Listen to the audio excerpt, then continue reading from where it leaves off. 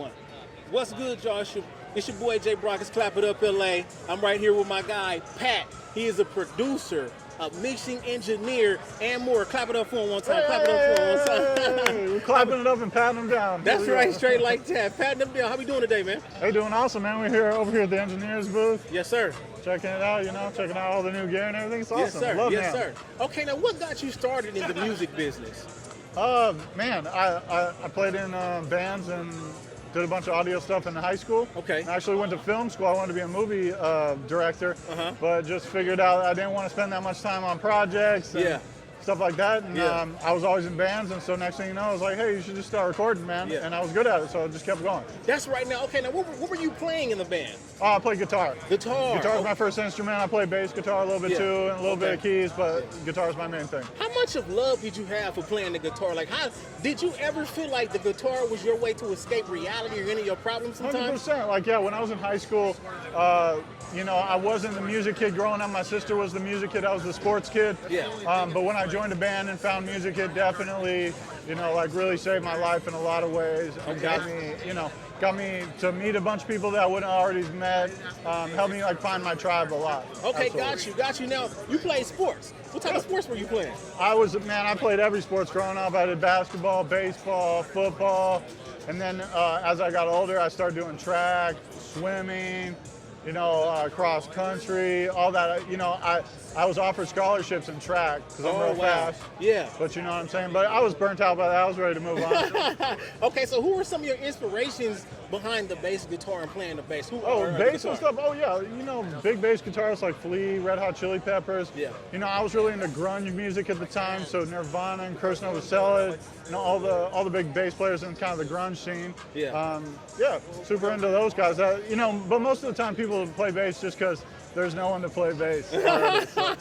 So that was always the way to get into it. That was always the way to get in, yeah. Okay, got you. Now, so when you get into mixing, engineering, and producing, who are some of the people that you were able to work with? Matter of fact, who was somebody that you were surprised that even knew who you were?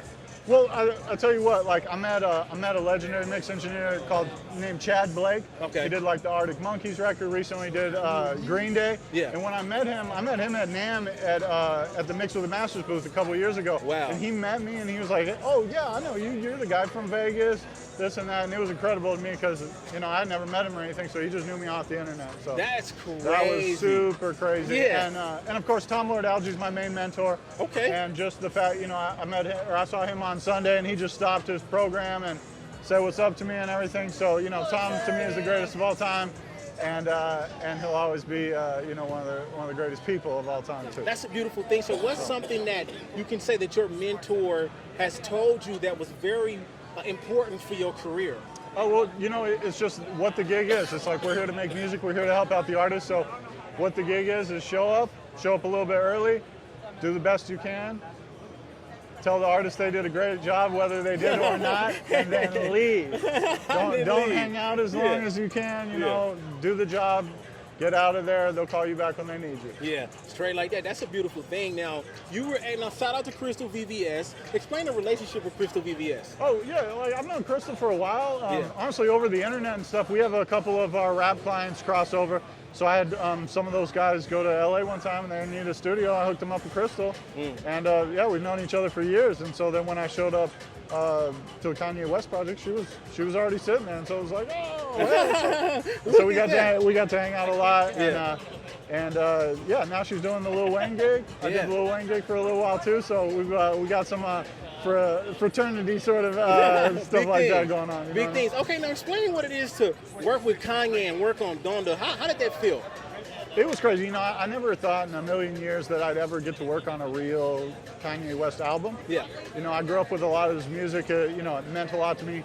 He works with giant engineers like Manny and Mike Dean and stuff. Yeah. I just never thought the opportunity would come up. And so when it did, it was just really amazing. I'm kind of just still overwhelmed with it and everything, but yeah, it was amazing. That's a beautiful thing, man. So when you think about everything you've been through in life or where you stand today, what does pat him down, clap it up for? Oh yeah, we clap it up for hard work, we clap it up for authenticity and nothing fake. We always are clapping it up for working on the music first. That's right. All these clothes and the things, the cars and everything are going to change over time, but what is always going to stay there is the music.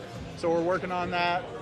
Number one. Straight like that, pat them all down. All gold medals, no silver medals, all gold medals. We're clapping up for gold medals only, okay? Straight like that, pat them down, man. Make sure you tap in, pat them down.